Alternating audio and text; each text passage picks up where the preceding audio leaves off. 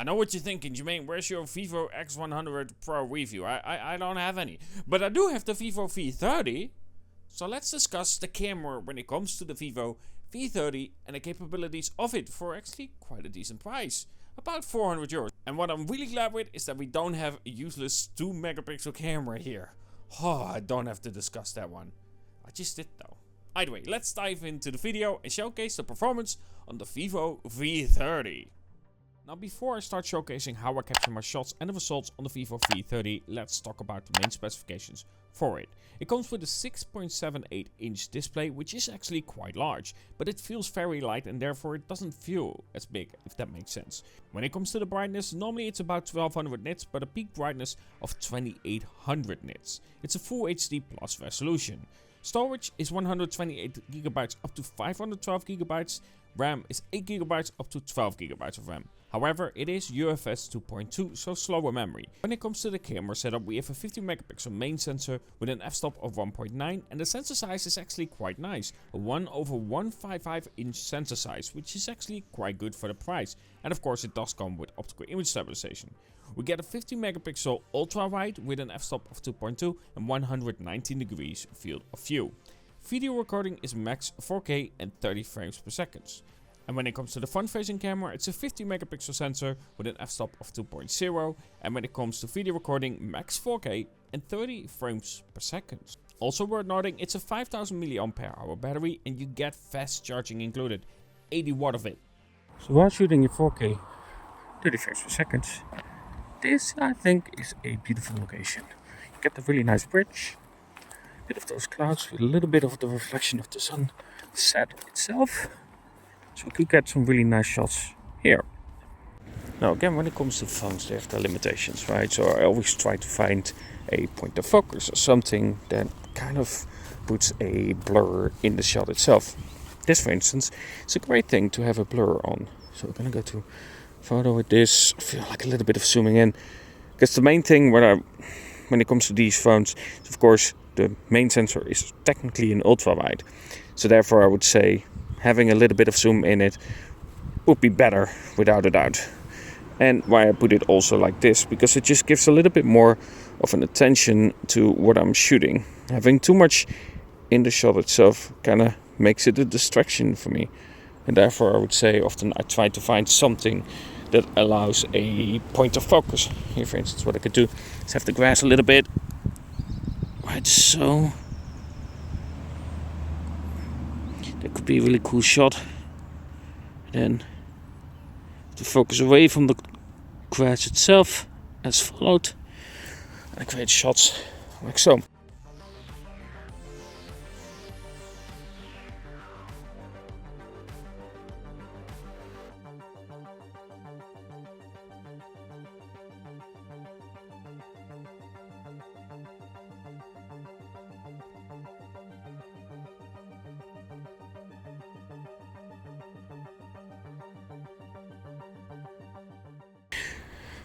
Now why am I holding it upside down?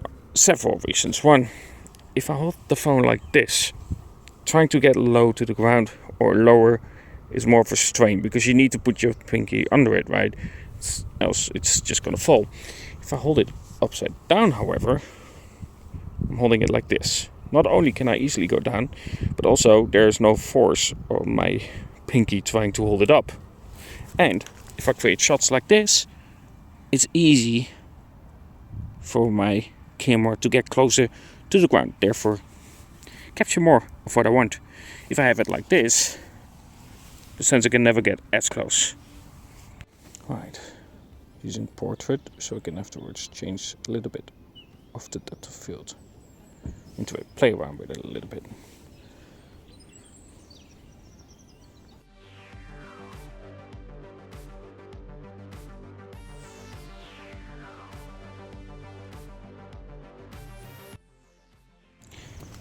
Now the bridge itself, of course, is a point of interest, but also behind it. But I'll try to look something here. Portrait, of course, no use. Okay. Can have a point of focus or other things. Lots of it. Maybe I can connect it a little bit like this. gives a little bit of blur to this. So again, you know, with the phone you have less depth of field naturally.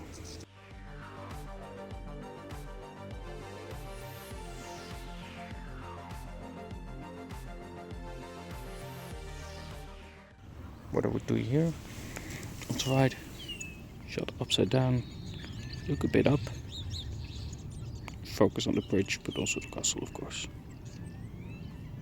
As such.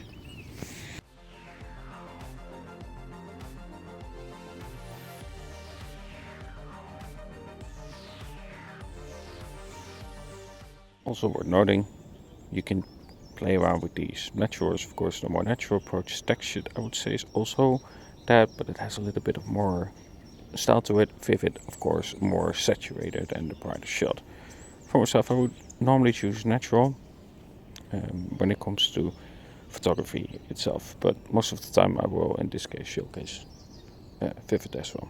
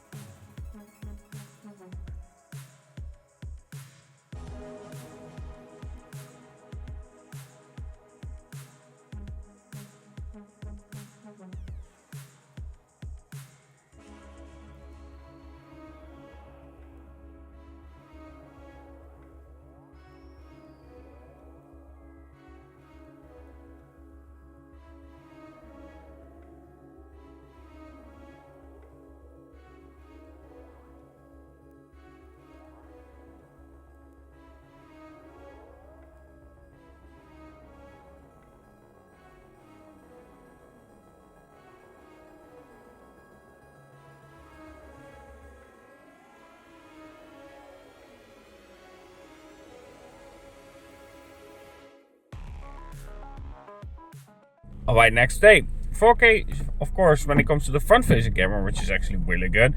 But we're gonna go to Scheveningen. So this is a place where you have a beach and a lot of different setups that I can use to create some other shots. With, of course, this new Vivo V30.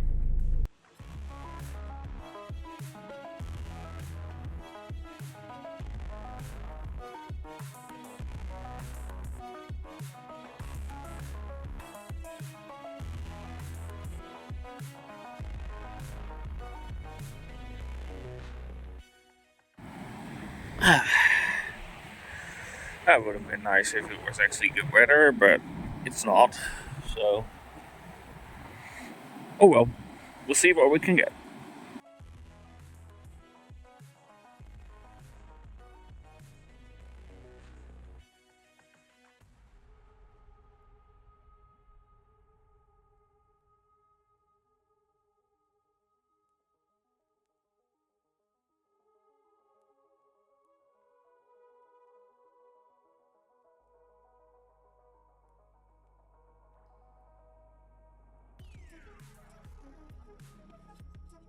Alright, 4K 30 frames per second, recording on the front-facing camera with the Vivo V30.